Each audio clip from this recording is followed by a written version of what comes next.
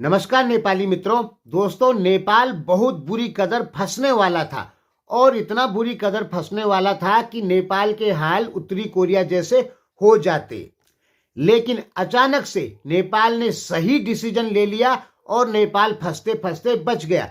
नहीं तो दोस्तों, नेपाल से भारत भी नाराज होता, यूरोपीय देश भी नाराज होते, अमेरिका भी नाराज होता और कुछ बौद्ध देश भी नाराज हो जाते। कारण ये था कि नेपाल ने क्या किया कि पंचेन लांबा को नेपाल आने की अनुमति दे दी लुम्बिनी में।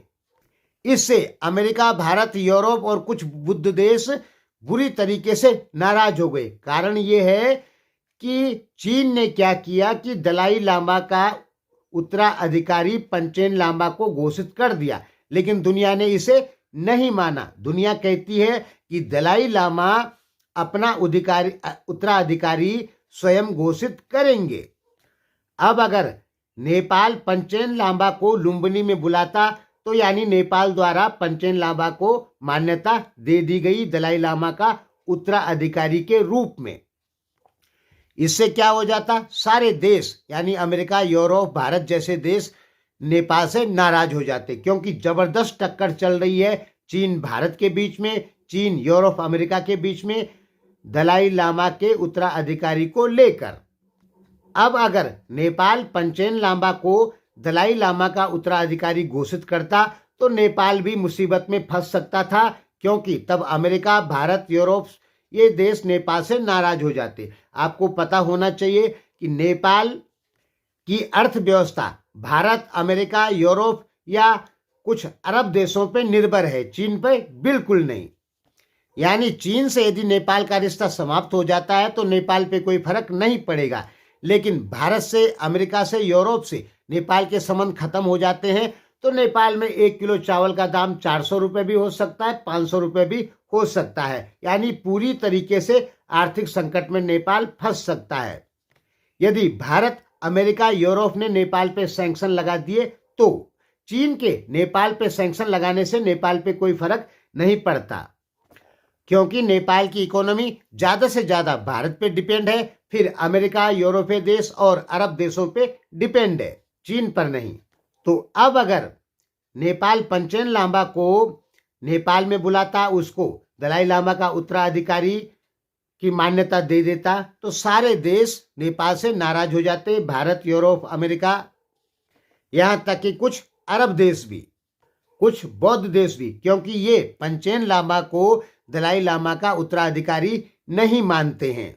यानी तब नेपाल खुलकर दुनिया के सामने ऐलान कर देता कि मैं 100% चीन के पक्ष में हूं और अमेरिका, यूरोप और भारत का विरोधी हूं, क्योंकि पंचेन लामा को दलाई लामा का उत्तराधिकारी न भारत मानता है, न अमेरिका मानता है, न यूरोप मानता है, केवल चाइना मानता है। और चाइना की इस मान्यता को नेपाल भी यदि मान्यता देता तो नेपाल की भी कंडीशन क्या होती, नॉर्थ कोरिया जैसा। नॉर्थ कोरिया की क्या कंडीशन है?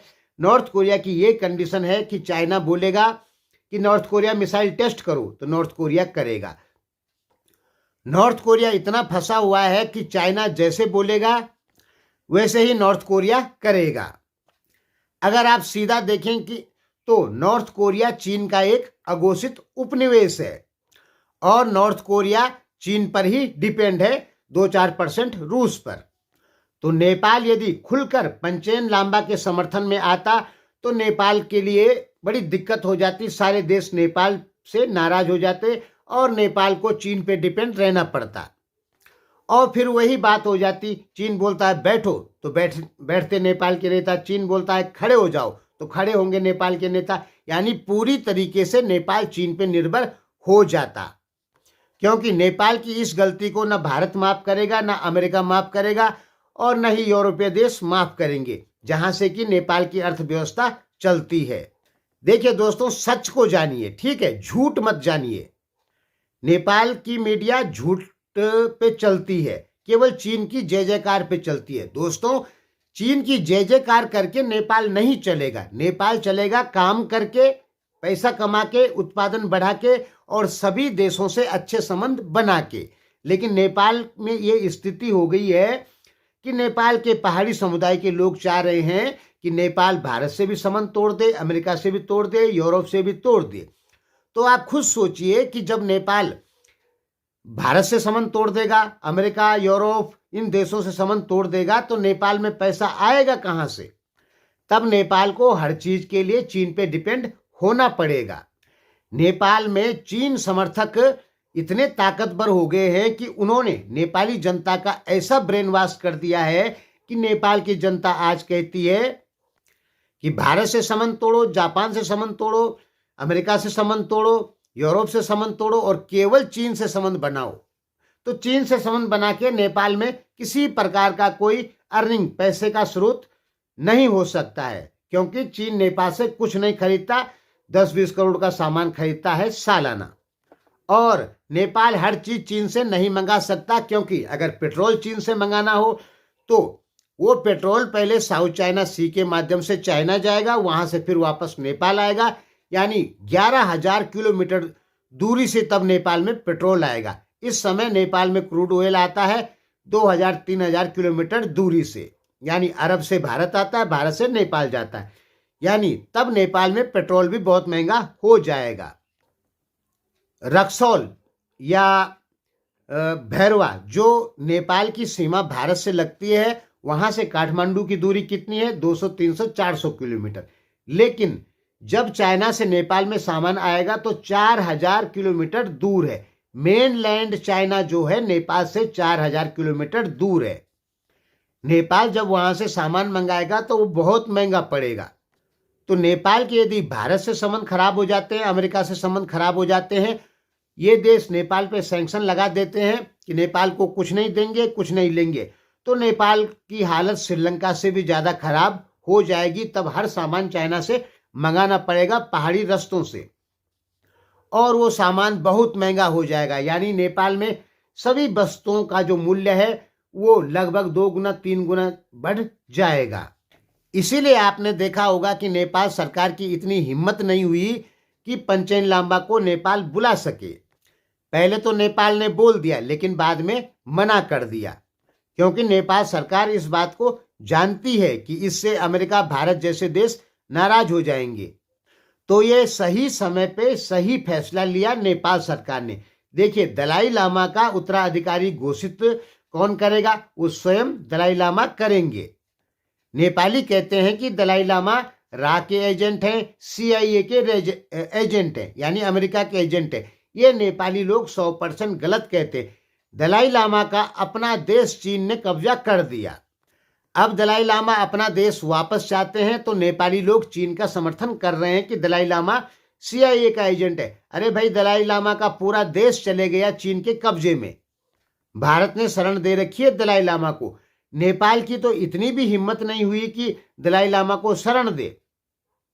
दलाई लामा पर बैन है कि दलाई लामा को नेपाल नहीं जाने दिया जाएगा, या नेपाल सरकार दलाई लामा को नेपाल नहीं आने देगी। कारण नेपाल सरकार डरती है कि कहीं चाइना नाराज न हो जाए। यानी सच चीज का साथ नेपाल के लोग नहीं दे रहे। क्यों नहीं दे रहे हैं? क्योंकि नेपाल सरकार को चाइना का डर है। ये तो गलत हुआ ना कि तिब्बत को चाइना ने कब्जा किया। तिब्बत तो पहले से ही अलग देश था। तिब्बत अल्फाबेटिकल देश है, यानी नेपाल के नजदीक है, भारत के नजदीक है। चाइना हेरोग्लिफिक है, यानी चाइना का कोई लेना देना नहीं तिब्बत से। फिर भी चाइना ने तिब्बत को कब्जा किया। देखिए, भारत को अधिकार है कि वो पाकिस्तान को कब्जा कर सकता है, म्यांमार को कब्जा कर सकता है, श्रीलंका को कब्जा कर सकता है, बांग्लादेश को कब्जा कर सकता है, भूटान को कब्जा कर सकता है, नेपाल को कब्जा कर सकता है। कारण क्योंकि ये सब अल्फाबेटिकल है, एक ही सभ्यता के लोग हैं। तिब्बत भी हमारी ही सभ्यता से मिलता है, चीन की सभ्यता से नहीं मिलता है। दलाई लामा का उत्तराधिकारी घोषित करने का अधिकार नेपाल के पास होना चाहिए। अगर नेपाल नहीं करता है तो भारत के पास होना चाहिए। इन दो देशों के अलावा दलाई लामा का उत्तराधिकारी घोषित करने का अधिकार किसी के पास नहीं होना चाहिए। चीन के पास तो बिल्कुल ही नहीं होना चाहिए, क्योंकि चीन तो बहुत दूर है, 4,000 किलोमीटर दूर।